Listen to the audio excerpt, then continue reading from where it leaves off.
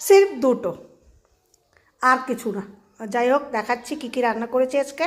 প্রথমে দেখিয়ে নিই। এটা হচ্ছে আগের চিকেন কষা, কালকে রাত্রের। আর এটা হচ্ছে কালকে দুপুরের পনিরের তরকারি মেয়ের। এটা হচ্ছে অল্প ভাত রান্না করেছি, কারণ ফ্রাইড রাইস আছে, এজন্য আজকে সবাই ফ্রাইড রাইস খাবে। আজকে বানাইনি, কালকের ফ্রাইড রাইস এটা।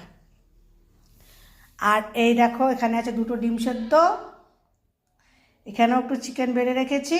আর এই দেখো, বানিয়েছি দারুণ করে শুটকির তরকারি 3টা বাটিতে। দেখো, এটা রাত্রে এটা একজনকে দেব, তার জন্য বেড়েছি। তা শুটকির তরকারি আর লাল লাল কালো কালো করে একদম কষা কষা ডিম ভাজা, কি দারুণ না? আর এটা হচ্ছে আমার ব্রাউন রাইস, ডিম সেদ্ধ।